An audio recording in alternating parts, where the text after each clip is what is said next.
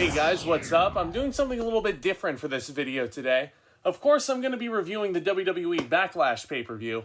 But for this one, I needed to bring in the cavalry, so that's why I brought in my buddy Tomas for this show today. Thank you so much to him for joining me and talking about it. As you can see, this video is a little bit on the longer side though, so if you would like to watch the whole thing, preferable, I would love that. However, I won't hold it against you guys if you just want our thoughts on specific matchups that we're going to be talking about. So I'll go ahead and put timestamps down in the info box down below. Also, a little bit of a language warning, guys. We're going to get no holds barred with this discussion. It's a lot of fun. I hope you guys enjoy.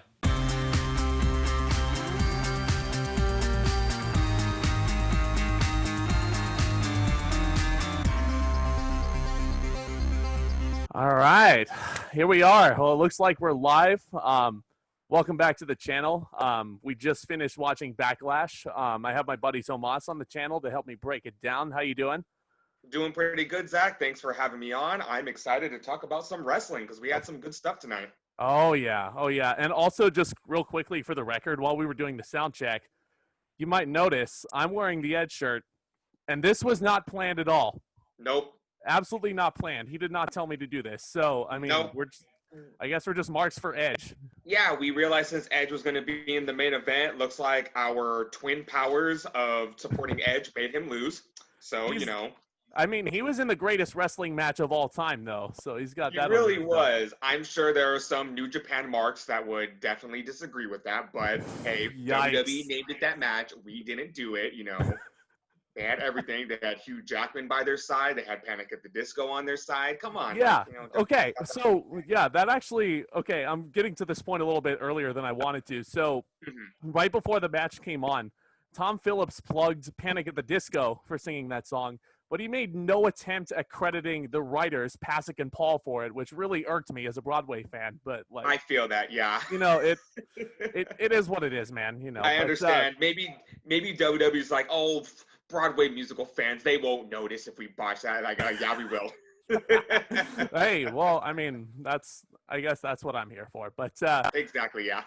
Yeah. So, real quick, before we get into the review, we got a couple other things to talk about. First and foremost, a lot of my viewers and my subscribers know that I am a huge pro wrestling fan. A lot of people know how I am in my personal life, but I just wanted to let you introduce yourself to some people who don't know you and why you're into pro wrestling. For sure. Hello, my name is Tomas. I did some reviews years and years ago. I would like to keep those reviews buried in my closet because they're not very good. And I'm glad I have my buddy here, Zack, to kind of get back into that. I have been a pro wrestling fan since 2002, ever since my dad brought home a WrestleMania 18 DVD. Me and my brother watched that DVD until it was broken. Rock versus Hogan, Stone Cold Steve Austin versus Scott Hall, ironically, I remember right off the top of my head the hardcore match between Maven and Goldust, and ever since then, just going through the route. Now that's an idea for a future video that we can talk about later. Yeah. You know, it's funny you mention that because that's actually how I got into pro wrestling. So, I'm a big retro gamer. Just to preface this story. And Blockbuster was my go-to place when I was a little kid. I was always renting, like, the movies that I enjoyed, the video games that I enjoyed. And just one day I see WWF SmackDown Just Bring It on the shelf. And I would play that so much as a kid. Like, do you remember? Oh, man. It was a good game. It had the worst commentary of all time, though. Oh, absolutely, yeah. Just Bring It is not the best game, but it's the good. Last Ride! Fun, quick little side story, and we're going to try not to get too many of these side stories, but SmackDown Shut Your Mouth is the game I played the most, but I always remembered I would do this spin kick with Shawn Michaels, and the crowd would go, oh, but in my mind, I thought they were saying, ho. I'm like, why are they calling Shawn Michaels a ho for doing a spin kick? He was one of the Godfather's escorts. I didn't know. Yeah, that. Absolutely. Yeah. Oh man. So, yeah, no, but yeah, that's pretty much how I got into it. And I don't remember, like, very similarly, actually. I don't know if it was my dad that brought it home or if I just found it on the shelf similarly to the game. But the first thing I watched was WrestleMania 18 on VHS. And, like, when I was playing that game, I would always play as The Rock. just Uh-huh. because he was like so OP and so overpowered in that game. And like Absolutely. when I first saw his interview with Jonathan Coachman Hmm. on that WrestleMania tape, I was just like, that's my guy. And then he goes off to Hollywood after losing to Brock Lesnar. So Oh it's yeah, exactly. We didn't get much time with The Rock before he decided to go bye-bye. But luckily, the main event of that show was Triple H and Chris Jericho, and they would continue to make their mark on the WWE for years to come. oh yeah, Brother and I, we always had conflicting opinions, and his favorite wrestler ended up being Triple H. My favorite wrestler ended up being whoever was facing Triple H at the time. oof, Goldberg, Kane, Shawn Michaels, Chris Benoit, Jericho. Anyone who was against Triple H was my favorite wrestler. the Reign of Terror 2002. Yep, I started that off, and that I had to live through that all the way until '05 Yeah, when yeah, he started feuding with Flair. Yeah, mm-hmm. yeah. Yeah, he lost, I think, like 3 straight matches to Batista, and then like he was just out of the title picture It's for the a while. least Triple H could have done for, not putting over Goldberg, not putting over Booker T, not putting over Kevin Nash, not Rob putting Van over Dam. Rob Van Dam, not putting over Benoit for a little bit, not putting over Jericho. The list goes on and on. It's not that he didn't put over Benoit, but like I don't know. I don't want to talk too much about Benoit, but anyway, For sure, yeah. yeah, so that's pretty much how we both became fans. Pretty similarly, actually. I think it's kind of funny how Oh yeah, how parallel our beginning stories were, but exactly. we've been fans for a long time now. Still are today. Still going strong. Um, Going on 18 years. yeah, yeah. Don't make me feel old, my friend. Exactly. Yeah, but yeah. So one more thing before we get into this pay-per-view review, the main event was billed as the greatest wrestling match ever, um, which I don't want to get too into details about this. I don't think an opinion or a subjective manner should be like the subtitle for your main event, but Hmm. I mean, there was a match on Friday Night SmackDown that I really want to talk about that I really thought would give the main event a run for its money, and I definitely think Yeah. it did. The So, finals to the Intercontinental Championship tournament between AJ Styles and Daniel Bryan, two of mine and your favorite wrestlers of all time. This match was absolutely amazing. I like how like one of my notes for this match was the match was very long, but that was not a bad thing at all. I 38 could probably minutes. watch these guys. Yeah, I could probably watch these guys wrestle for 2 hours straight, and it would not get boring at all. Some of Mm-hmm. my points for this match is that you just remember that even though they are at the later stage of their career, wow, Daniel Bryan and AJ Styles are good wrestlers. They're two of the best on the planet for sure. Absolutely. And I agree with everything you just said. 38-minute match. It's probably my favorite main roster match of the year so far, in all Exactly. honesty. I believe the finish came around when there was a beautiful Daniel Bryan goes for a running knee, and AJ has a beautiful counter into a Styles Clash. That was Very, great. And I thought that was the end of the match right there, but it went on for a little longer. Phenomenal forearm. It was great. And one thing I did notice, have you noticed that ever since Daniel Bryan changed his look again, he has been going back to his Ring of Honor style of wrestling. And it is yes. just beautiful and crisp. And it's Well, just, you not can't that it get wasn't better than beautiful. Bryan and Already. Styles. Yeah, Yeah. Oh, you just can't get better than this two. it was always beautiful. Yeah. Yeah, I would honestly, yeah, this match is a very, very high rated match for me. My one issue with this match, however, the commercial breaks. That's the one thing that always kills very long TV matches. Yeah. There And were you know what? To jump the gun a little on how everything has been presented in WWE right now, I actually think these more smaller, intimate crowds with the personnel, with the NXT guys surrounding the ring, can work a little better sometimes because not to crap on wrestling fans, but sometimes we're given something really good and the fans don't appreciate it as much as they should. So the fact that they're in a more controlled environment, it makes you focus more on what the wrestlers are doing in the ring as opposed to, oh, look, there's a beach ball. Oh, look, there's a, for whatever reason, and this is boring yeah. chant. Like, yeah, that's a topic I would like to get into when we get into the main event of Backlash, but definitely something that really helped with Yeah, same here. Bryan and Yeah, Styles. absolutely. Yeah, wrestling fans, I mean, I don't have like too much of an issue with wrestling fans, but like to your point, when things are supposed to be really, really good and then they chant boring, that's where it's kind of like, I don't know. Oh, yeah. But Another point I want to bring up during watching this match,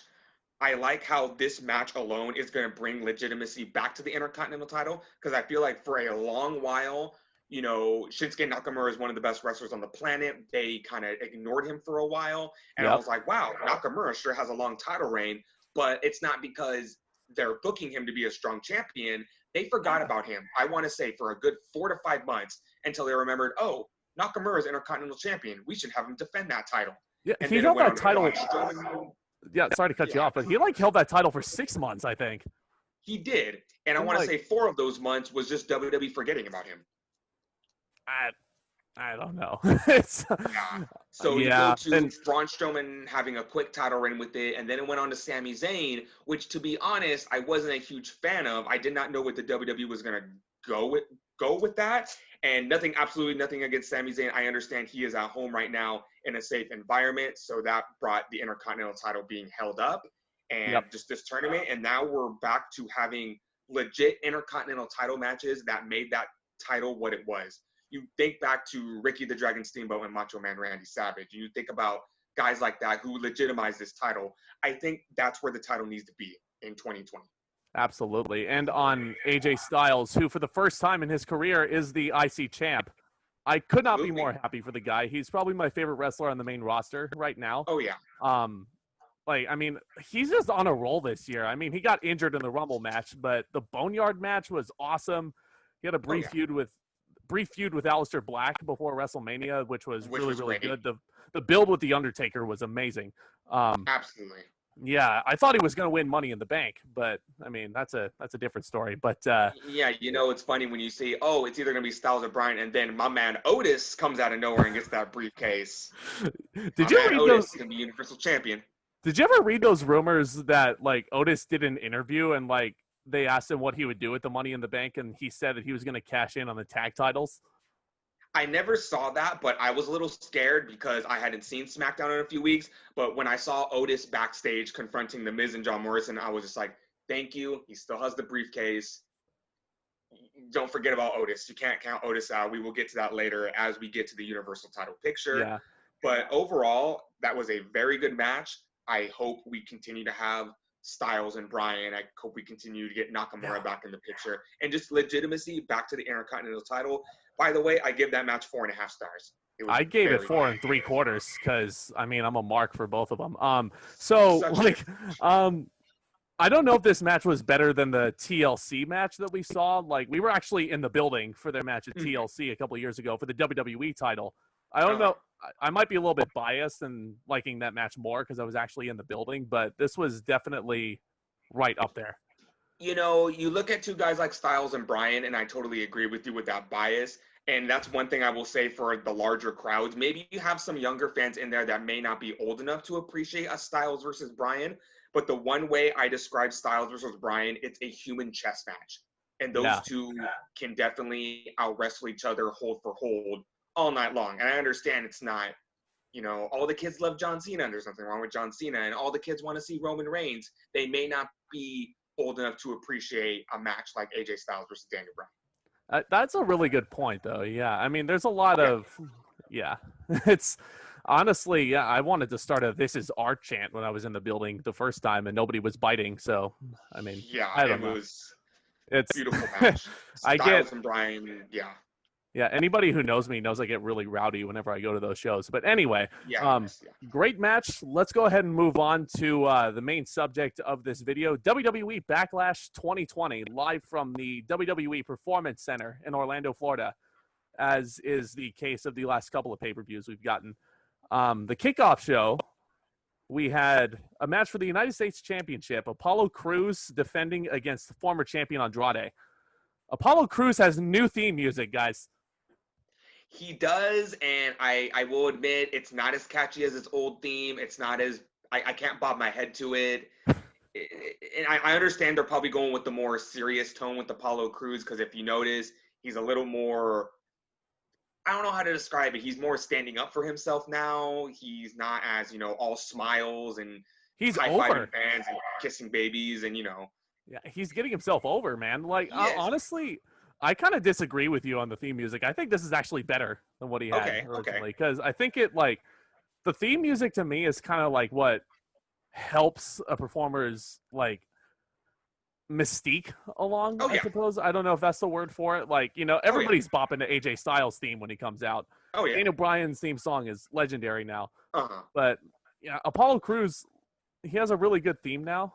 It almost reminded me of Jason Jordan's theme song after he was revealed as Kurt Angle's illegitimate son. I really do appreciate Jason Jordan's theme song, and I yeah. did not appreciate the storyline, but Oh anyway. yeah, but that's, you know, not to go on another tangent there. But the fact that you bring up the theme song first segues into one of my points I wanted to bring up before this match even got started. It took WWE 4 years to realize the potential that Apollo Crews had and to finally put him on the push that he deserves, because the minute I saw this guy in NXT, I was like, wow, this guy is the total package. He looks good. He wrestles good. He has that look that Vince McMahon would like. And at the same time, he moves like a cruiserweight. Can you believe that a man that is near 300 pounds can do a standing shooting star press? Yes. Yeah. And Well, that was Apollo immediately Crews. followed by a moonsault. Apollo Crews is more like I feel like he's more around the 250 range. He's a big man, though. He's a big dude. Yeah. Like, don't get me Definitely wrong. a big man. Like, yeah. Originally, No. Nation. Yeah. I agree with you completely. I'm really glad to see this Mhm. push. I've always thought the guy was underrated for so long, and now he's the U.S. Oh, yeah. champion. So let's see what kind of trajectory And goes I was on. scared for a while that WWE was going to give up on him. And when they recently brought him back to Raw, and a lot of people were complaining, saying like, WWE, you keep saying that Apollo Crews has untapped potential, but when are you finally going to do something about it? You didn't do anything with him while he was on SmackDown. You put him in Titus Worldwide for a bit, and he was getting a good push, but they didn't put the tag team titles on them. He goes back to SmackDown, and they're teasing a heel turn, and they don't go through with it. Now he's back on Raw. When are you going to do something with Apollo Crews? Well, you know what? It looks like they listened to us. And they put the United States title off of him after defeating a very game Andrade, who himself was picking up steam finally with the United States title, having amazing matches with Rey Mysterio and Humberto Carrillo and Crews himself, to finally put Crews in the position in his career where he finally he deserves to be there. Yeah, it's really cool to see. I agree with all your points there. And like that match on Raw that Apollo Crews and Andrade had where he won the title, great match. And I didn't like this match that they had as much. I think these two have really good chemistry, but they only got 10 minutes here. Yeah, and I understand that WWE is definitely condensing these pay-per-views down, especially because with the circumstances they're given, and I definitely think that's a positive. But I feel like in those 10 minutes, Crews and Andrade really got all their good stuff in there. You got Cruz's good stuff like the backdrop on the ramp that they did, his signature moonsault off the apron. One of my favorite spots in the match was Andrade was running at Crews full speed, and Crews just snaps his beautiful belly-to-belly suplex, and Andrade flips all the way across the ring, and his legs hit the ropes, and it was, you know, me describing it may not be sound that much. When you see it, it's just in one fell swoop they did that spot. And it's so crisp. Those two have really good chemistry overall. I also there was a spot that I don't really like, and this is probably my least favorite wrestling move of all time. Apollo Crews is hung up like in the Tree of Woe, and Andrade goes for like that Alberto El Patron double foot stomp. That takes so much effort from the victim. You know, like absolutely. It doesn't make any sense. It's too much setup. Yeah, and like Apollo like makes the best escape out of it of all time. He like just lets go of the ropes and Andrade misses. Yeah. One of my favorite sequences as well was Crews went for an Olympic slam, but Andrade beautifully countered it into an arm drag. They slipped out of it, and then Crews hits one of his signature drop kicks on him, and it's like, wow, these two just work so well together in the ring. Yeah, great chemistry overall. I would give the match like around 3 stars or so. I wish the match got more time. The finish came around when Apollo Crews hit the standing moonsault, but the ref doesn't count because Angel Garza, who's at ringside in Andrade's corner, I forgot to mention, he distracts him. But Kevin Owens, who I can't even believe I neglected to mention, Kevin Owens on commentary, roasting Byron Saxton once again. He gets up and he stuns Garza on the outside. Andrade gets distracted. Apollo hits his finisher for the pinfall. The pinfall it wasn't as smooth as everything else, but... No, I think the referee was accounting for, Andrade's shoulders aren't all the way down, and I appreciate the referees having to do that because there are definitely... Rey Mysterio versus Samoa Joe from last year's Money in the Bank, where the referees don't notice that, and the shoulders are clearly up. So, it does look a little, it took us out of the 1, 2, 3. But at the same time, if the shoulder was up, it's going to look very awkward, and it's going to look like it's the referee's fault. Right. Yeah, that makes sense. Good match, though. Yeah. I'd like to see a fatal 4-way between those guys, personally. Oh, yeah. If they want to keep Andrade in the United States title picture for a little longer, I wouldn't be opposed to that. We will get later on to what I would like for them to do with Andrade next. But, also Apollo Crews versus Kevin Owens, I'd love to see. Apollo Crews versus Angel Garza, I'd love to see. Apollo Crews versus Humberto Carrillo, I would love to see. There are definitely a lot of guys on Raw right now that could give Apollo Crews a good match for that. Yeah, but how many shots has Humberto Carrillo had at the U.S. title over the last year? At least 20. He has failed every single time. I don't think he needs another one. But anyway. Absolutely. Yeah, go ahead. I was just going to mention one of Kevin Owens' lines that he said on commentary that was my favorite. And he says, here's the thing about Angel Garza. He is no angel. So that's why I came out here to commentary tonight. And it's just like, you think Kevin Owens wouldn't be good as a babyface, but he is. And he's funny. And I appreciate him so much. He is every internet troll ever. He really is. And man, I adore Kevin Owens. And that's honestly, I don't want to go off on too many tangents, but what I think doesn't really make sense is that Kevin Owens is in the U.S. title picture, but he beat Seth Rollins at WrestleMania, who, if you recall, then went on to challenge Drew McIntyre at Money in the Bank, the loser of the match. Oh, yeah. I can definitely recall a few times that WWE has done that, where the loser gets the reward of a world title shot. You think it would be, yeah. Kevin Owens is nowhere near the WWE Championship right now. And there is definitely a match later on in this card where I definitely will say that's WWE for you. Yeah, yeah, for sure. So speaking of the rest of the card, yep. So the actual pay-per-view or so kicks off with triple threat match for the women's tag team titles. The champions, Bayley and Sasha Banks, who have stolen at least 3 different gimmicks for this team. Bayley and Sasha Banks versus the former champions Alexa Bliss and Nikki Cross versus the IIconics. So, your thoughts real quick on this match. First off, I will say WWE is definitely having a cycle of women's tag teams, which, first of all, I don't blame them. There's not a lot of women's tag teams right now, but they could definitely fix that. And if you've noticed, Bliss and Cross lost the titles to the Kabuki Warriors. The Kabuki Warriors dropped them right back to Bliss and Cross. Now Bliss and Cross dropped them to the first ever champions, Bayley and Sasha Banks. Now I'm just like, are the IIconics going to get their turn back at the titles? I feel like there needs to be more emphasis. If WWE doesn't have women to be in tag teams right now, then they need to bring in some tag teams. If you look on the scene right now, like in Mexico and in Japan, there are plenty of established women tag teams that if they want to come in and build that division, WWE needs to take advantage of that.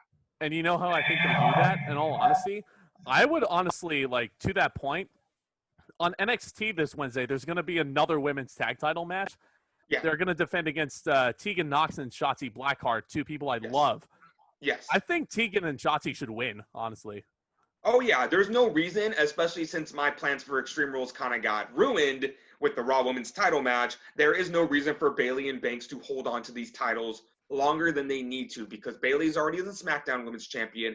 WWE has made it clear that they're not going to push any women on SmackDown, so they need to pull the trigger already on Sasha Banks, have her turn. Let's get that match out of the way. Let's get boring babyface Sasha Banks back with the SmackDown Women's title. I'm not going to go too much on a tangent right there, but if they're not going to go with the booking plan I thought they were going to go with, then there's no point in Bayley and Banks to be the WWE Women's Tag Team Champions. You took the words right out of my mouth there. Sasha Banks is a terrible babyface. She has always been such a better heel. On the other hand, Bayley, she is the more natural face of the two, but she is an amazing heel. She absolutely is. San Jose represent. She's local. We're both nearby from the Bay Area. I love Bayley. I've always been rooting for her. I'm like, oh yeah. One point I want to bring up right away is that when the IIconics came out, Billie Kay was wearing her Maleficent gear, which, if you remember, she was wearing at WrestleMania the past year. And I was thinking, is this an omen for things to come? Are the IIconics going to capture the tag team titles? I thought that was a fun little detail right there. As we talked about before we get into the match, Bayley and Sasha Banks is a feud 3 years in the making. I thought about this because when they were coming out, Corey Graves had brought up, I was on the Bayley turning on Sasha Banks bandwagon a long time ago. It's not worth it anymore. And then it made me remember that 3 years ago, Bayley and Sasha Banks were fighting each other. WWE never pulled the trigger on the heel turn. Yep.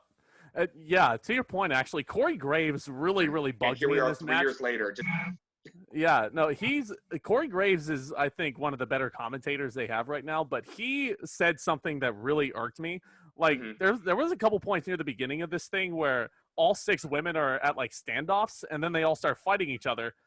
Corey Graves, I have the quote right here. He said, "These women need to be careful not to get disqualified." In a triple threat match. When is that okay? To DQ someone in a triple threat match? Like, That's I don't WWE know. for you.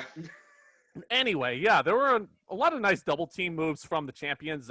Alexa Bliss was really good in this match, actually. She really was. And another point I want to bring up is that there are 3 women in this match that have vastly improved over the years, and that's Alexa Bliss and both members of the IIconics. Never doubted in one moment in my mind that the IIconics are bad wrestlers, but WWE has definitely booking them to be, they're the scared heels that don't know how to do anything in the ring, so they're just gonna get lucky all the time. But no, in this match, they let Billie Kay and Peyton Royce wrestle, and I think they are 2 of the most underrated women that WWE have today.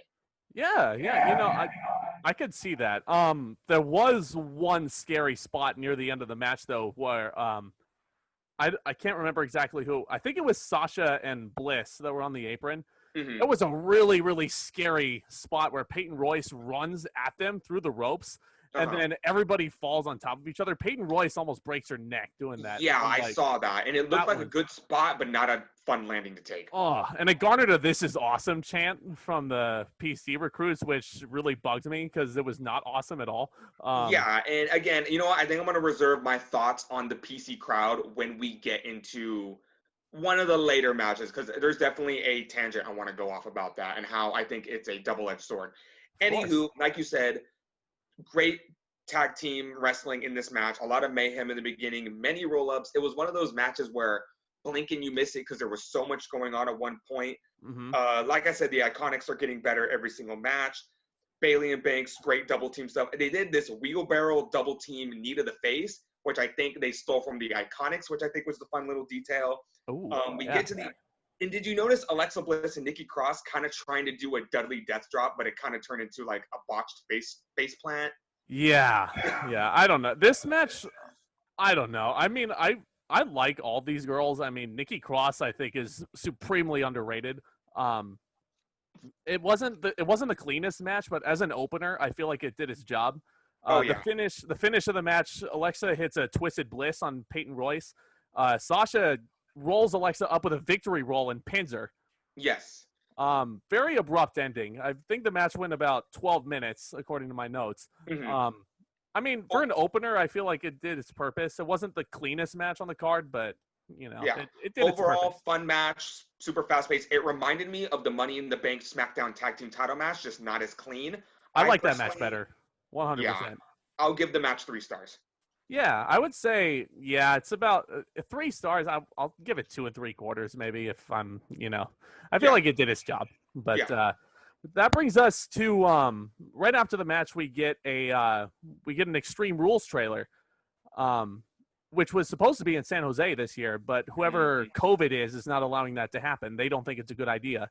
But we don't like him, and he is. Just like Chris Jericho banned fans from AEW events, he is COVID is banned from my life.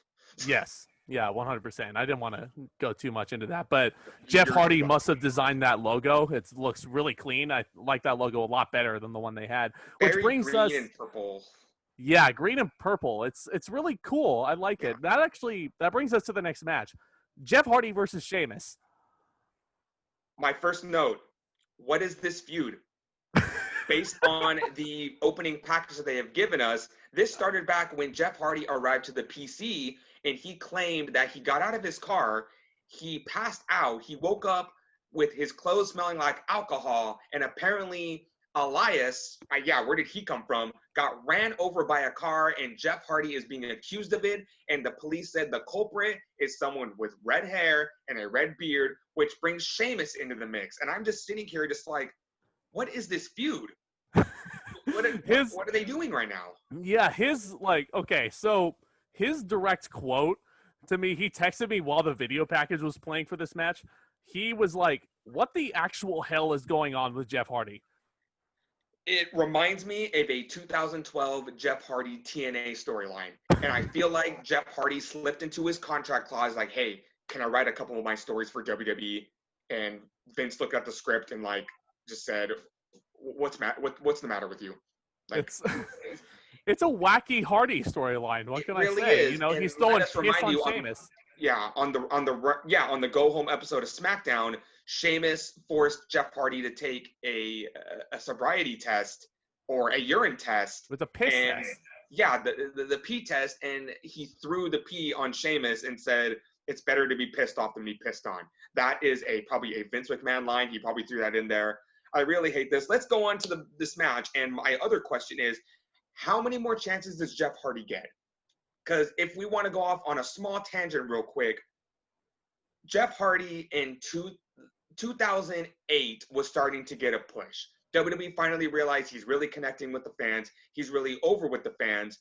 They decided to give him the singles push. They put the WWE title on him only for a month, take it off of him again, put the title back on him. Jeff Hardy decides to leave the WWE and go back to TNA. Jeff Hardy returns to the WWE in 2017. He unfortunately gets more DUIs and gets suspended and injured again. They bring him back again and again. And when do you ask yourself, in 2020, how many more chances is Jeff Hardy going to get before WWE has to go, you know what, Jeff? There are other younger and hungrier stars that we need to focus on. And the Jeff Hardy train, I'm sorry, has left the station at least 10 years ago. You know, honestly, you make a lot of good points. I'm actually going to slightly disagree with you there because I think Jeff Hardy has had some good matches over these last couple of years. I actually really liked his match with Cesaro at Money in the Bank last month. Okay. Mm-hmm. This match with Sheamus, though, like, I don't know. This was kind of a boring match for the most part. I mean, it was Sheamus beating the shit out of Jeff Hardy forever. Jeff Hardy, like, I mean, to his credit, I mean, I really liked the torn, like, mesh shirt look on him as the match went on, and, like, the face paint was all getting off. But, like, Jeff Hardy makes a couple of brief bursts of offense. He makes a comeback. He hits a swanton, which is a really good near fall. And then the finish of the match I actually really enjoyed. Jeff does his, like, little guardrail run that he usually does into a really nice bro kick. Probably my favorite bro kick I've ever seen from Sheamus, honestly. He brings Jeff in. The only reason why I'm going to disagree with you there is my favorite bro kick is the one he delivered to Enzo after Enzo went and shut up on Raw a few years ago. That's a side note there for you, and that's a hot take. Anywho, that was a beautiful finish. I do agree with you that this match was a lot slower paced, but this is more of a Sheamus match, if that makes any sense. A lot of stiff shots, a lot of working over Hardy, and I do understand where you're coming from, but I don't think it was that bad. It wasn't. But at the same time, I don't think it was that good of a match. And I will say the ending kind of threw me off for a loop because I thought Jeff Hardy was going to win with that swanton bomb, but Sheamus grabbed the rope. And I was like, you know what? That's what this match needs right now. It needs a little longer. That bro kick was beautiful. Beautiful. I swear I talk English. And Sheamus gets the win. I'm going to give it 2.5 stars. Not a horrible match, but not the best match. I'm going to give it 2 3/4, mostly because of the ending. So, yeah, and I forgot to mention Sheamus also hit another bro kick on Jeff in the ring, and then that's when he got the pin. But some good near falls. My problem with this match was actually the beginning. This was built as a grudge match, right? It's a blood feud, very, very personal. These two guys get in there, and they're circling around, and they're locking up. It's like, it doesn't feel like a blood feud. Yeah, you know, if WWE wanted Jeff Hardy and Sheamus to fight, maybe they shouldn't have focused so much on what the story could have been. And you know what? It's not that I don't care, but I'm just wondering, where do we go from here? Does Elias turn heel again? Does Jeff Hardy turn heel, which I would like to see, but I know WWE won't do. That's like turning Rey Mysterio heel. And where does Sheamus go from here? I understand Sheamus has a lot of gas left in the tank, and he has improved so much over the years that if they want to put Sheamus in a high-profile match, then I'm okay with that. Yeah. Sheamus, I agree, definitely has come a long way in these last couple of years, especially. Let's not forget, Sheamus also kicked Jeff Hardy's tooth out of his head at one point. That is right. I think he's definitely gotten a lot better. I was at that show too, but like, I still can't believe that even happened. But like, I can't even believe that didn't even come into play with this feud. Like, he literally kicked Jeff Hardy so hard in the face that his tooth falls out. WWE not wanting to make any references to the other Hardy brother who shall not be named and is banned from all WWE programming. Don't want to break this video for sure. Anyway, moving on. This was, pretty average match. I mean, the feud's probably going to continue next month with a stipulation. It'll probably be better with a stipulation. Honestly, But perfect segue into that is not the worst match, but the next match certainly was the worst match of the night. We have Raw Women's Champion Asuka defending against the irresistible force Nia Jax, which, if you did not know, she's not like most girls. See, he took that joke away from me because he knows that he hates when I do that. Like, like Nia Jax's theme song, that's all she says. But like, this match was terrible. I did not like this match at all. My issue was not with the match because, of course, Asuka is a fantastic wrestler, and I have very reserved opinions over Nia Jax.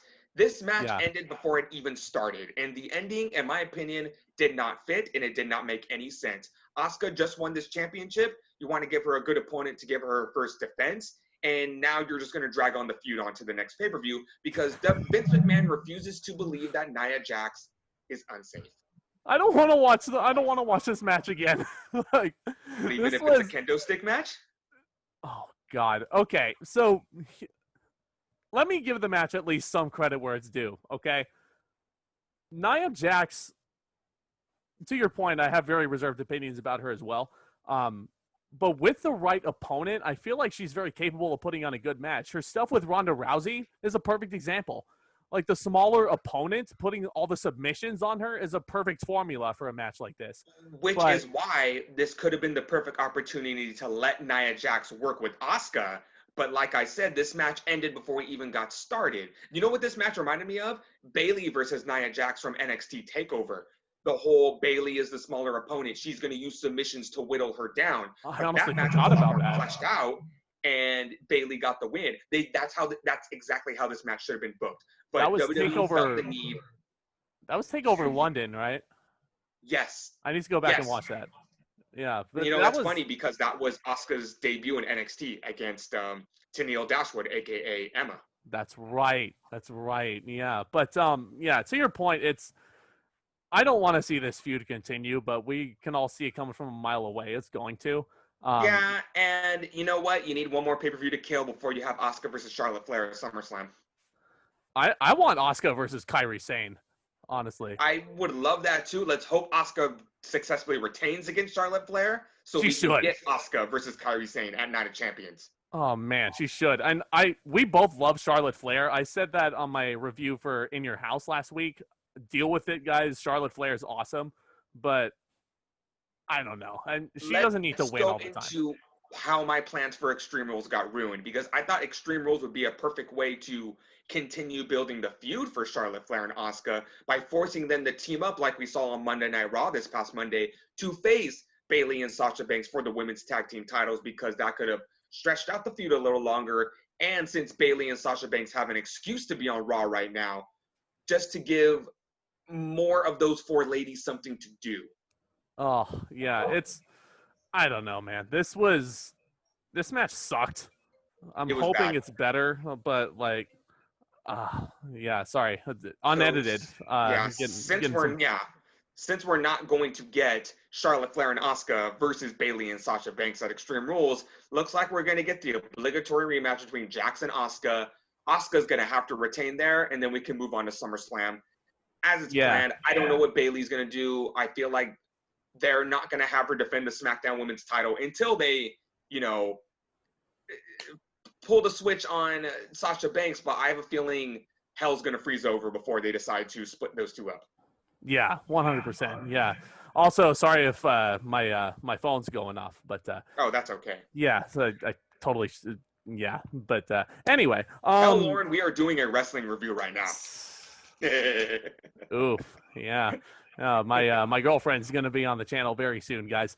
Oh yay! I can't wait to see that. Oh yeah, no, I love her. But so okay, so next match we have the handicap match for the Universal Championship as the champion Braun Strowman defends against Miz and Morrison. Hey hey ho ho. They had an interview before the match where they were completely unaware of the stipulation that only one person can walk out with the championship. You know, as stupid as it was, at the same time, I kind of liked it because, you know, when you go into a lot of these 2-on-1, 3-on-1 matches for titles, it's already implied, but I feel like that alone threw off Miz and Morrison's psyche because they were so confident going into this match, but the minute they got that, they realized, oh wait, we're two egomaniacs. We like each other, but Miz is not going to let Morrison get the Universal title, and the other way around, Morrison is not going to let Miz take the Universal title. Yep, and that plays into the match also. Like, there's a okay. Can I just say, those of you that follow me on Twitter will see that I continuously say somebody strap the rocket to John Morrison right now. I'm a mark for the guy. He is so incredible in the ring. His athleticism is ungodly, unbelievable. But at the same time, you have to admit that Miz and Morrison as a team, that's some of the best stuff I've seen on SmackDown in a very long time. Right. However, the nostalgia, I feel like, can only last for so long with these dirt sheet episodes. I feel like the nostalgia between the two has worn out its welcome. I would like to see a blood feud where the Miz just turns on Morrison for losing this match. Spoilers, Braun Strowman wins. Everybody knows that. But, like, yeah. And that's another thing. John Morrison took the pin. Like, oh, God, that irks me. You know, moving on into this match was not very long, but I think it hit the nail on the head with everything it needed to be. Some great double team stuff by Miz and Morrison. Strowman coming back at the end and showing his sheer power. I love the ending spot where Morrison is flying through midair and he just eats a big right hand from Braun Strowman. Sorry to be jumping around this match so much, but I really like Braun Strowman's new entrance. All aboard the Strowman Express, baby. Woo woo. Is his gimmick a train? Yeah, because he runs around the ring and he knocks people over. So he's Matt Bloom now. He's a train. He's the B train. No, the difference is he's the champion though. like I don't remember when A Train was ever the champion. Like, no, I mean maybe if we change his name to the B Train, he'll immediately lose the Universal title. The Braun Train. Oh God, no, don't do that. This is a very fun match. I like how Braun Strowman has reverted back to his very destructive ways, as we saw on SmackDown last Friday, where he tipped over the truck that Miz and Morrison were using to prank Braun Strowman. Braun Strowman as the Universal Champion is working so well because I feel like Braun Strowman was going into mid-card limbo. People were comparing him to the Big Show, and even though being compared to the Big Show is not an insult whatsoever, I understand where everyone was coming from. Unfortunately, Roman Reigns is not able to be in the WWE right now, but I feel like he passed the torch to Braun Strowman, and he's running with it. Oh, totally, yeah. And Roman's not on TV right now for a completely legitimate reason, and I totally respect his decision. Braun Strowman as Universal Champion has definitely been long overdue. I'm really enjoying his reign. I'm very, very surprised and not surprised that The Fiend did not make an appearance after this match and at least attack Braun Strowman with the claw. But I'm surprised that he didn't. But like I said, I'm not surprised because Bray Wyatt and JoJo actually just gave birth to their second son. So they did. Yeah. So that's why he's not on TV right now. So. And we may see The Fiend on SmackDown. And if we don't, if Braun Strowman needs a little time, Bray Wyatt, if he needs a little more time away from TV, I'm sure WWE can find another Braun Strowman for Extreme Rules. Yeah, totally, 100%. I'm trying to figure out who on SmackDown it would be, though. Yeah. On the other side of that coin, the ending was they went for a sweet double team skull crushing finale on Strowman. Miz went for the pin, but Morrison realized that he wants to be Universal Champion. He breaks up the pin, and that leads to Strowman winning. And that right there is going to start the downfall of Miz and Morrison. I guarantee by Extreme Rules, they will be broken up. They will have their obligatory SummerSlam match.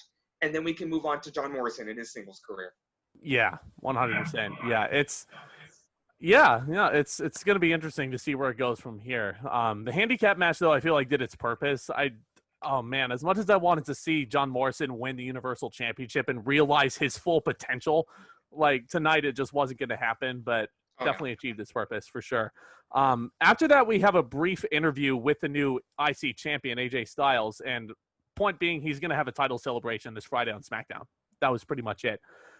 Speaking of championships, the WWE Championship match is up next. Drew McIntyre, the guy, the champion, defending against Bobby Lashley.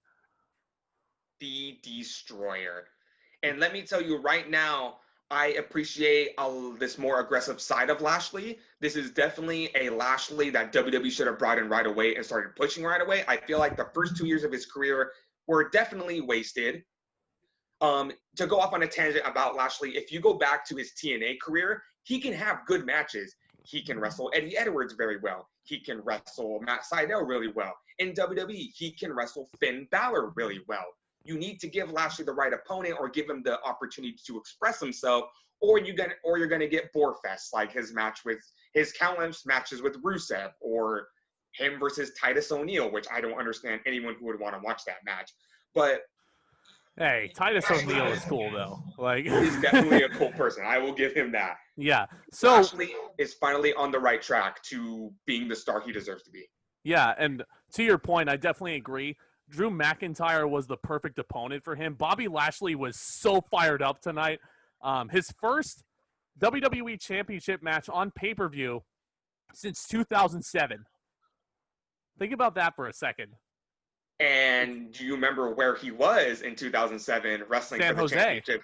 In At the San Great Jose. American Bash. Yep. And I remember that because the very next night, I was in the crowd in Sacramento, and I was third row for the iconic moment where Randy Orton punted Dusty Rhodes in the head. And that was the American Nightmare, Cody Rhodes, his second match in the WWE. Man, that's a neat memory right there. Yeah, It's definitely a fun piece of trivia. I wasn't at the Great American Bash that year. I feel like I could have gone, but I mean, I don't know. I don't know why I didn't go, and for all intents and purposes. Yeah. But anyway, been a long time for Bobby Lashley. Definitely fired up. MVP is the perfect mouthpiece for him because MVP can, like, Lashley does not have to talk, similar to like a Brock Lesnar is right now.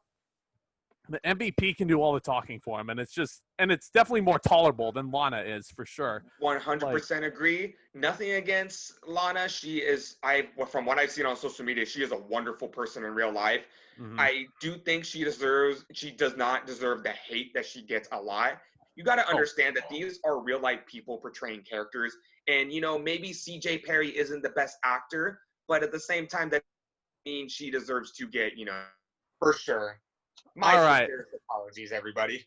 It's okay. It's okay. Yeah, some technical difficulties. So Tomas has just shifted to different little. I am on my cellular phone device right now, which works a million times more better than my laptop ever could. Anywho, more better. Oh yeah, 100%. Like Kurt Angle, WWE Originals, 2004. More better. You're like, you rhymed better with more better. That's another video for another time. Yeah, shout out to Brian Zane. But anyway, so yeah, we were talking about Lana, and like I agree with all the points you were making. 100%, these are real people. CJ Perry, I'm sure, is a sweetheart in real life. But just for the purposes of Lashley's character, I feel like MVP is just so much better suited to the role. Drew McIntyre, I freaking love this guy. He is the champion that we all need and deserve right now. And he is going to be holding that title for a very, very long time. I can already tell. Because he deserves it. He is the guy, and I have been saying this for years, ever since Drew McIntyre came back. You need to turn him babyface. You need to put the WWE Championship on him, and he needs to be the top babyface on Monday Night Raw. He may not be John Cena status, but as a professional wrestler, Drew McIntyre has all the tools. Yes, yeah, and honestly, like I read an article somewhere where Drew McIntyre doesn't care like when it is, but once audiences are allowed to go back to these events, he said that no matter what, he wants to be the first person that walks out and greets them. Like he deserves that. He is gonna get such a huge pop when the crowds come back. Like Oh, yeah, well deserved. I'm just moving the camera over a little bit. Unedited podcast style video, guys. But anyway, the match starts off. Honestly, this was probably my favorite match on the show, if I really had to think about it. Full Nelson by Bobby Lashley before the bell. And Drew did not take his jacket off for a while after this. Bobby Lashley had that full Nelson in for quite some time, like he's a modern day Chris Masters. But, like, oh, man, I was really legitimately concerned that was going to be it. And they were just going to, like, end it right there. But, oh, man, I'm so happy they didn't, because this is how you do a Haas fight, guys. That definitely took me by surprise. Bobby Lashley immediately putting in the full Nelson when the match started. But at the same time, I think it works very well with his aggressive nature. That's definitely something you could tell that was premeditated by him and MVP. MVP may not be as good as a manager as Lio Rush was, but I think this is the perfect role for MVP right now in his career. Lashley. Nothing will be better than giving Lio Rush a live microphone. I love that. Yeah. But, yeah, no, this match was, oh, man, I have so many. So, one thing that I love about these Drew McIntyre WWE title matches, early on in the match, like when not much damage has been dealt to him, Drew will kick out at 1. But then as the match goes on and there's more time added, that's when the closer 2 counts are going to come around. I don't know why, but I really, really love that psychology. And I don't know if it's, like, intentional. Well, I mean, it has to be intentional, I feel like. But I just feel like that's an amazing little touch that he puts on his matches. It definitely shows the fighting babyface warrior style that he definitely has right now. And one thing as this match went on, I kept noticing was Lashley brought his submission game to this match. He was busting out so many different submission holds, not just the full Nelson, the ankle lock, the crossface. Yeah. It's, again, with the full Nelson, Lashley brought his submission game, and that just shows how much Lashley has improved over the years. Yes. Yeah, 100%. This was, without a doubt, Bobby Lashley's best match in a long time. Drew McIntyre is on top of his game. I don't know if I liked this match more than his match with Seth Rollins last month, but this was definitely up there for me. There was a really, really scary spot where Bobby Lashley has Drew on his shoulders and Drew, like, literally falls on his head on the outside. I was like, oh, God. There was, I mean, not a completely clean match, but as far as, like, presentation and physicality goes, this was where it was at. Drew McIntyre also put a Kimura lock on Lashley at one point. You remember that? I noticed that as well. If they were to do a rematch, which I don't see them doing because of the finish of the match, I would like to see them do a submission match, and I never thought I'd say that in my life. Right, yeah. It's I mean, I feel, I don't know. It's a submission match I feel like would be, I feel like that'd be a good stipulation. I was just thinking normal Extreme Rules, but I mean, that would probably mean that MVP has to get involved in some way. Maybe do another, like, handicap match, but yeah. Or maybe put MVP in a shark cage. We've had enough with the shark cages. We all know that the person in the shark cage gets involved, so like it's pointless to put them above the ring. But exactly. So, anyway, so near the climax of the match, Drew McIntyre does that fun little countdown that leads into the Claymore. Bobby Lashley hits a spear for a very close 2 count, and then that's when Lana comes out. She gets up on the apron. She starts like talking to Lashley a little bit. Lashley turns around into a Glasgow Kiss headbutt, and Lashley backs up. Lana falls on top of MVP on the outside. Lashley gets distracted. McIntyre hits a really, really beautiful Claymore for the 3 count, and that's all she wrote. Really, really great match here. Probably my favorite match on the show, all things considered. As ironic as it was, I did predict this to be the finish of the match, but they were having such a good wrestling match, but I feel like Lana's interference really interrupted the momentum to the point where when the match was over, it was like, oh, wow, really? That's how we're going to get that kind of, not weak finish, because that Claymore was stiff. Yeah.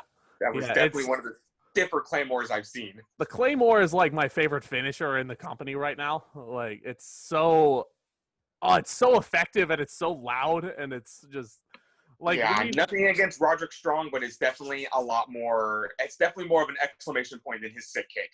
Absolutely. Yeah, 100%. Yeah, I love Roddy to death, but like Drew McIntyre's Claymore is so like when he hits it, like that's it.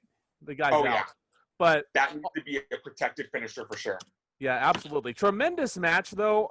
I love this match until the Vince Russo booked finish.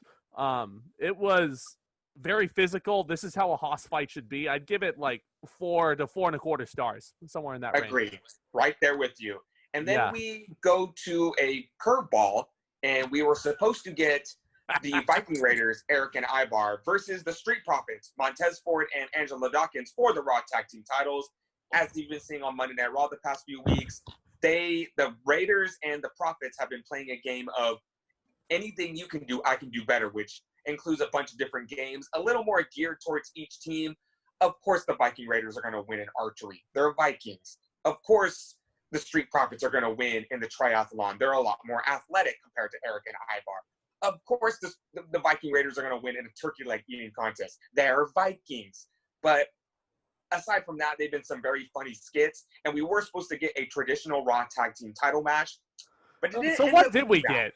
What did we get, as best as you can describe? Like, this was... Oh, man. I'll let you take this one, because I don't know.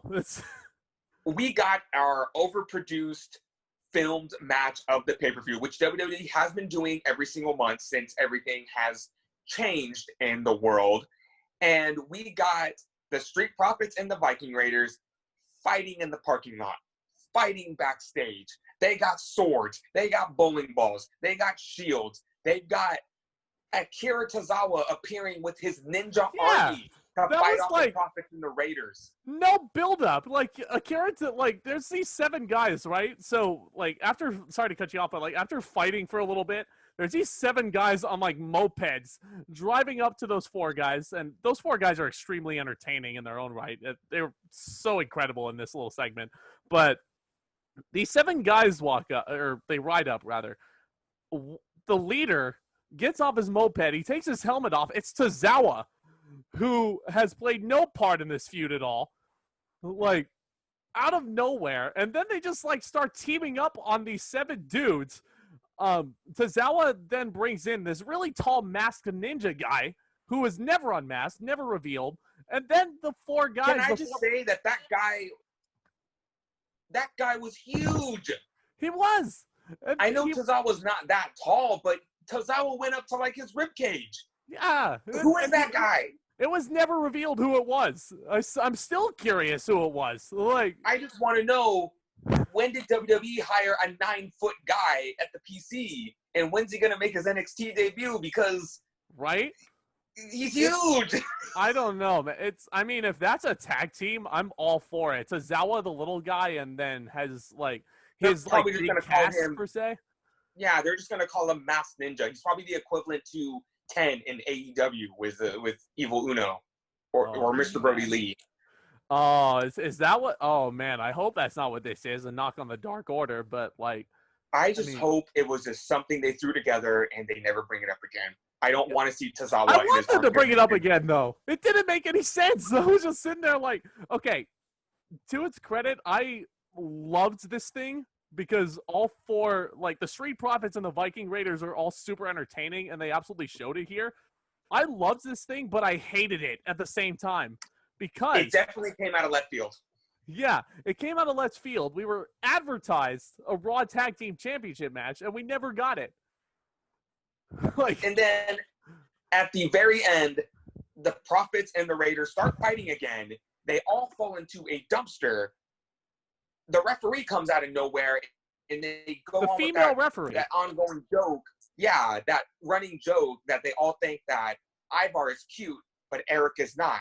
Let me remind you, Eric is married, though. Eric is happily married to Sarah Logan. I don't think he needs random women telling him that he's cute when he has Sarah Logan. Right, and we already have, like, a storyline like that on SmackDown with Otis, right? We do. I don't know. I mean, this thing was entertaining, and like there was a freaking crocodile in the dumpster, and then the guys just like fight their way out of it, and then it just cuts away. Yeah, and then they never. I can't wait to see what their explanation is on Raw for that. The announcers didn't even acknowledge it. They didn't even sell it after it. They just said the Raw Tag Team title match is not happening. And I'm just like, that's really? all they said. But like, here's my thing though, Tomas. Like, it's after the Firefly Funhouse at Mania, right? You had Titus O'Neil appearing after that match aired, and he is just baffled. The announcers were not baffled at all. They were just like, they thought it was just completely normal of these guys to do something like this. That is WWE's biggest flaw when it comes to these type of matches.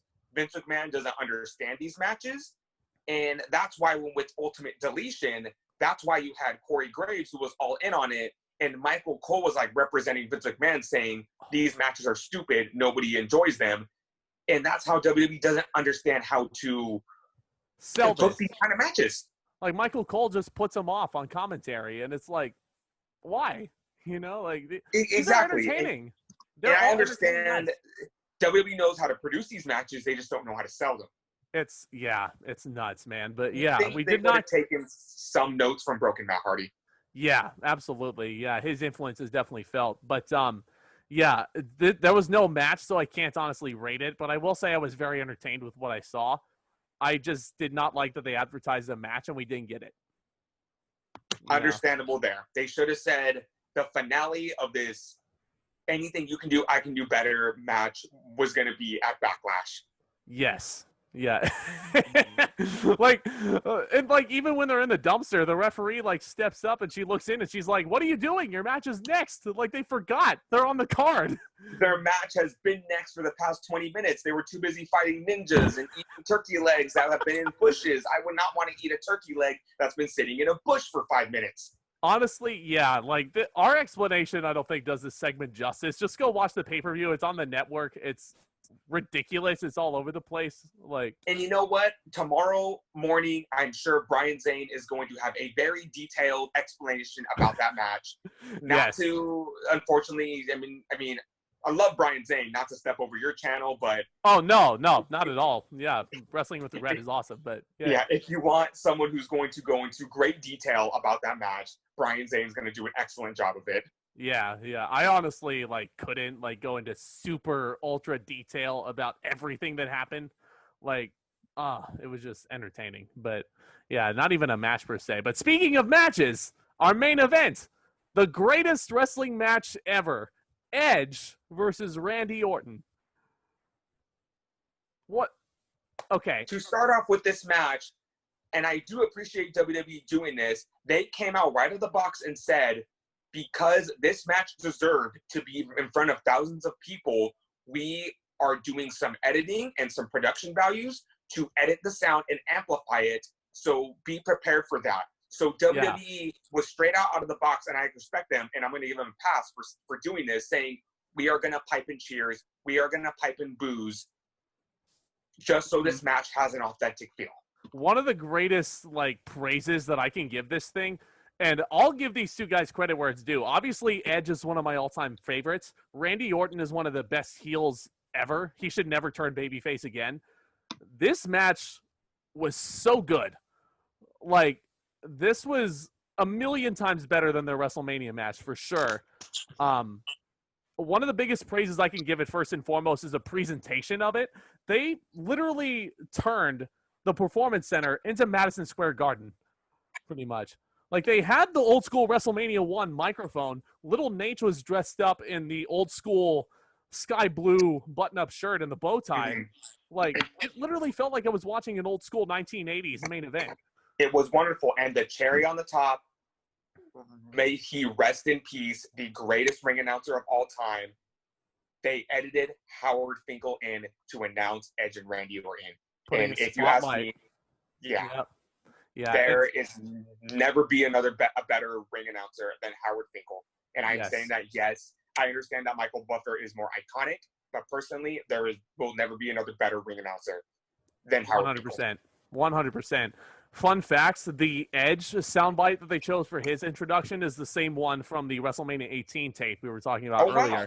Yeah, it's There you like go. I've watched that event so many times. Like I could tell You can that was the recognize it. same announcement. Like I couldn't tell like where they got the Randy Orton soundbite from, but Uh-huh. anyway, Just real quick, one thing about Fink, if you love Justin Roberts, if you love Greg Hamilton, remember, they wouldn't be around if it wasn't for the Fink. absolutely, yeah, no, and I love both of those guys. Greg Hamilton is great. Mike Rome, I love. Like, yeah, Howard Finkel is the top tier for sure. But Oh, yeah. anyway, this match went 45 minutes or so. These guys hit each other with everything possible. This really- match to me was the definition of anyone who had doubts that said Edge can't go anymore. He's too old. Edge can't go anymore. He's like Bret Hart and he cannot work. Edge proved them wrong tonight. I 100% agree. I also read somewhere, I don't know if this is 100% true, but somebody actually, I don't know if this is like a false report or not, but they said that Edge suffered a triceps injury during this match. During this match. I don't know how legitimate that is, but like, I mean, I didn't even notice, in all honesty. Like, he did not look hurt at all. Like, I feel like the finish looked like it hurt him more. But, God, where do I begin? There were so many, like, really crisp, like, transitions. Like, Edge was going for the crossface a lot, working Randy Orton's shoulder. You remember Orton has, like, he used to have a broken collarbone, like, back in 2008. So he was exploiting that. Orton was, of course, going for Edge's neck. Great selling from both guys for sure. Let's see. Orton hits that, like, he hit that back suplex. He's beating the shit out of Edge all over the ringside area. And I love the use of the plexiglass hockey walls that are ringside. It looks legitimately painful. I completely understand why they put them from last weekend. Yeah, and I mentioned good use of plexiglass. Yes, yeah, Johnny Gargano's my dude. Shout out to him. But anyway, so yeah, they're using the hockey walls outside. If they're gonna have to have them, use them to their full potential. And I really respect that. Orton hits that like back suplex that he would like really have fun with the Singh brothers on. He would hit the back suplex onto the announce table. On the announce table. Yeah. And I think after he did that, I don't know if this is like 100% what he said, but I thought I heard Orton say, "I'm gonna fucking kill you," to Edge. You know what? I would not be surprised. That's what it sounded like to me. I don't know if that's 100% like accurate what he said, but that's what it sounded like to me, and that's what I heard. Would not be surprised. This is Randy Orton we're talking about. Oh yeah. Never forget No Way Out 2004. Just die, Eddie. And sometimes I wonder, guys, you got to be careful what you say in the ring sometimes. Speaking of, Randy Orton goes for 3 amigos. That was a beautiful spot. Yeah, he only gets 2. Edge hits all 3. Orton hits a drop kick, which Byron Saxton said reminded him of a Steamboat drop kick, which, no disrespect to Randy Orton, I think that's kind of like disrespectful to Steamboat. I think his is much better. Randy Orton does throw a mean drop kick, but I don't know. I just thought that was like playing up to the gimmick, I guess. When Randy Orton kicked out of the RKO, it made me think, when is the last time someone's kicked out of the RKO? Because that's a big deal, because they've been protecting the RKO, I feel like, for 5 years now. Yeah, you know, that's actually, actually thinking about it, like, I can't remember the last time somebody kicked out of the RKO. That's a really good point. There was also a point. 3 finishers, RKO hasn't been kicked out of. They're starting to get the Claymore nobody kicks out of. And remember, nobody, and I mean nobody, kicks out of the Judas Effect. That's true, including the Jaguars mascot, but that's a different story. So basically, there was another spot where they were outside the ring before we get to the RKOs. It was like they had they were linked arms like underneath where Baron Corbin usually does his shtick, like running around the ring ropes. They were linked to the turnbuckles. Randy Orton pulls Edge, and Adam Copeland's Adam's apple hits the turnbuckle.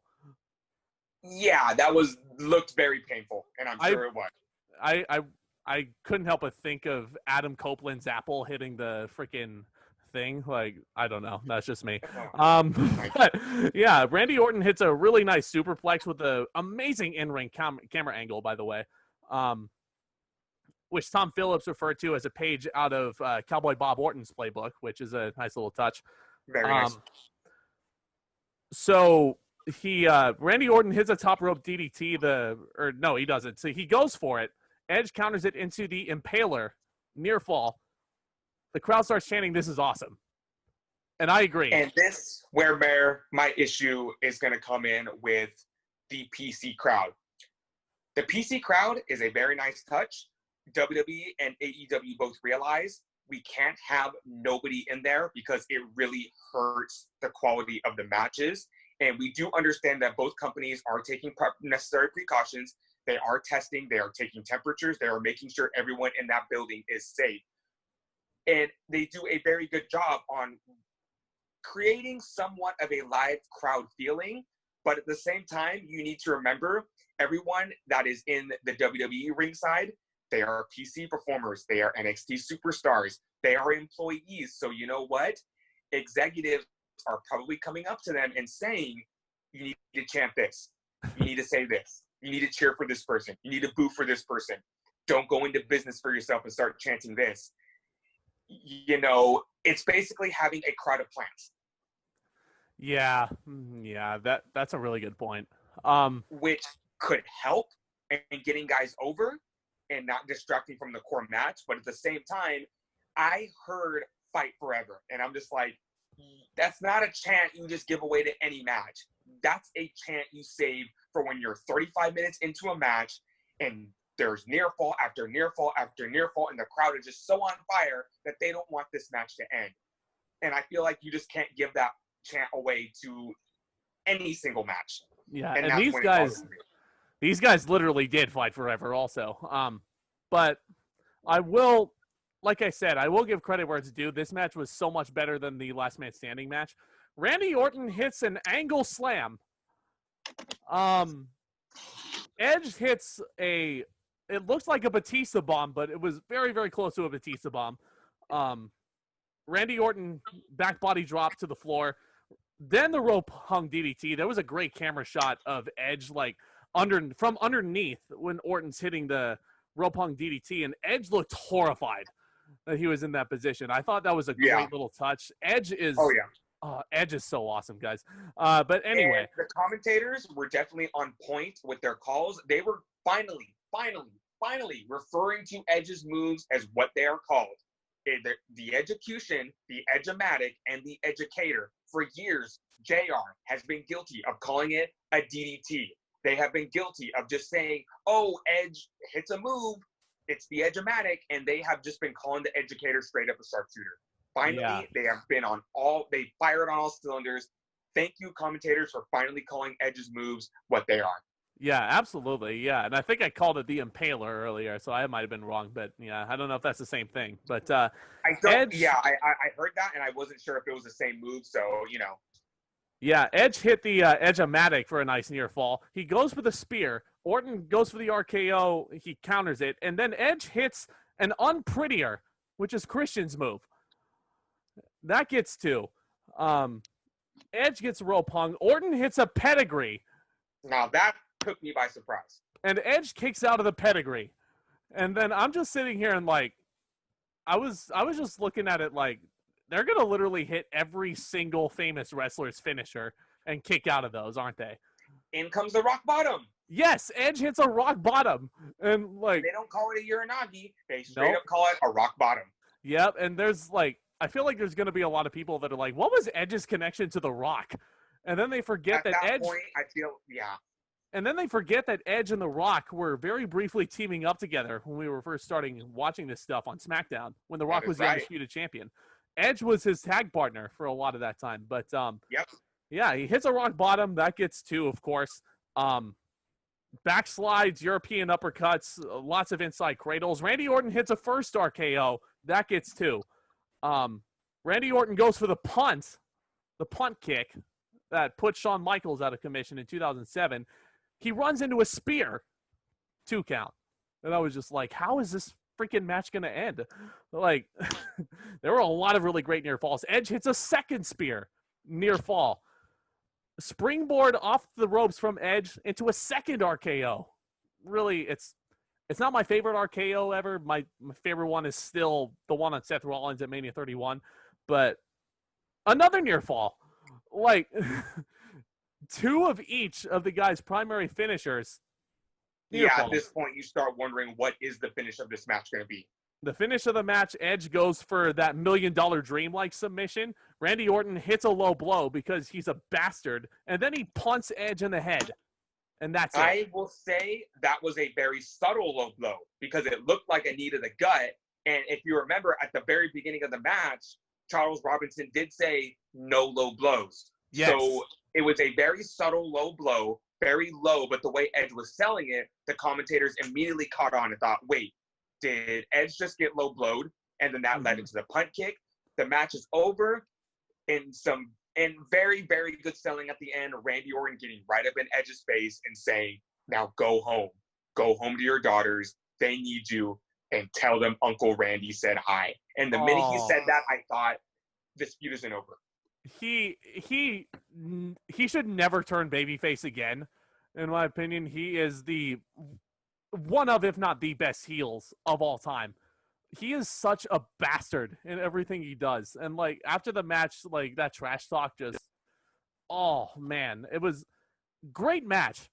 My biggest praise, like, the back and forths were great. The near falls were great. I love that it felt like an actual sport. The presentation of this match is one of the biggest praises I can give it. However, the one negative that I have of this match is the subtitle. Now, I get that they're trying to, like, hit that expectation of the greatest wrestling match ever, you know? But in my opinion, you cannot put a subjective opinion as the subtitle of your main event. You know what I mean? It's like, I agree. You know, like, now, Once in a Lifetime with Rock and Cena, that is a perfectly viable subtitle, which would be broken the next year, but that's a different story. Subjective opinion, like saying Edge and Randy Orton. Now, if you were to say that this was the greatest wrestling match ever between Edge and Randy Orton, like, as specific as that is, I would buy it.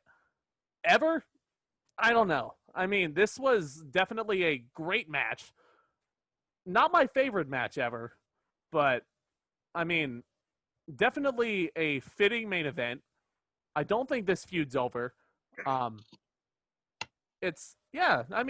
liked it. It was better than I was expecting going in. How about, what do you think? Oh, yeah, I definitely agree with you that you cannot put a subjective opinion on a match like that, because if it doesn't live up to expectations, you know, like a lot of things with WWE, it's going to get made fun of. It's going to get, you know, bastardized by the crowd. And I can already see so many people going on their keyboards right now saying, like, no, what about Tanahashi versus Okada from Wrestle Kingdom 25 back in? It's like, you know, it's like... The comment section, Chi-Town Rumble 89 Flair versus Steamboat exactly. Versus Savage. Like Shawn Michaels versus The Undertaker, both WrestleManias. 26 was Ricochet better. versus Will Ospreay. There are so many matches that you could put in there. I don't think WWE meant to come off so pretentious with that title for that match. I just think they were trying to look, with the current state of the world right now, the WWE needs to put all of their creative juices into getting people to want to watch these pay-per-views. And unfortunately, every pay-per-view going on needs to have some sort of gimmick that's going to get the fans to tune in. I get it. Yeah, absolutely. And I agree 100% with everything you just said. It's, yeah, like I said, I feel like that was a very lofty subtitle to put on a match like this. And Edge and Randy Orton, as they've shown, are definitely capable of a great match. I've seen them do it before many times, but, like, I never thought that those two had put on, like, the greatest match ever before this. Oh, no. You know? But like, giving credit where credit is due, it was definitely a good match. It was definitely... You could definitely put that match in the top 10 for both of those guys' career. The production values were really good. Oh, yeah. And I'll say it. I said it once. I'll say it again. In the current state of the world that is right now, WWE is doing a fantastic job of putting a product out there that is entertaining and that is going to give everyone some room to not think about what's going on in life right now. Yeah, it's a great distraction for sure. It is. And so I'm going to give WWE all the credit in the world for that. And just, you know, the pay-per-views ever since they went back to the PC, I think have been very good. There has, aside from Asuka and Nia Jax kind of having a stinker of a match, or maybe a match or here too that wasn't, as exciting as it should have been, I think WWE has really stepped up their game, not only production value-wise, but performance-wise as well. Yeah, absolutely. Yeah. I really enjoyed Backlash overall. I don't know if I'll probably give it a overall grade later. But I will say, if they had included AJ Styles versus Daniel Bryan from SmackDown on the pay-per-view tonight, this is probably the best show WWE has done all year so far. Oh, yeah. I don't know, what reasoning they had for putting Styles and Bryan on free TV, in all honesty, but that's a different story. The two big matches definitely delivered. The WWE title match, Edge and Orton, definitely delivered despite the expectations. I enjoyed it. I enjoyed it, for sure. 100%. And off the top of my head, I would definitely give this show an 8 out of 10. Yeah, 8 out of 10. I'd probably say, like I said, I probably will have to wait after the video to give it a solid grade per se. Mm-hmm. I'd have to think about that a little bit more, if you were to ask me right now. But yeah. And definitely with my girlfriend Brittany coming over to visit for the next couple of days, she has some wrestling she wants to catch up on, and I will definitely give Backlash a second viewing, and I'll definitely have a more solid opinion about that. Money in the Bank. I did tell her WrestleMania was a 2-night event. I would prefer if I just showed you the Boneyard match and the Firefly Funhouse match just to save us a little time. The Boneyard match was my favorite thing I've seen all year, in all of wrestling. And I will go back, and when I do my yearly WrestleMania rewatching next year, I'm definitely just going to go back and rewatch that match, the Firefly Funhouse, and maybe a match or here too there that I really enjoyed. And we will be in LA next year. Also, 100% we will be. Yes. Yes. 100%. Well, guys, that is it. Thank you so much once again to my buddy Tomas for joining me for the review. It was a ton of fun to discuss this show. I hope you guys enjoyed the review as well. Thank you so much if you've been watching it this far. Go ahead and leave your comments down below with your thoughts on the Backlash pay-per-view. And if you guys have any other requests for retro pay-per-view reviews that you would like to see me, maybe I'll bring Tomas back on the show to talk about them. Go ahead and leave your thoughts down below too. You guys rock, as always. Thank you so much once again for tuning in. And with all that being said, Back Talk, commence.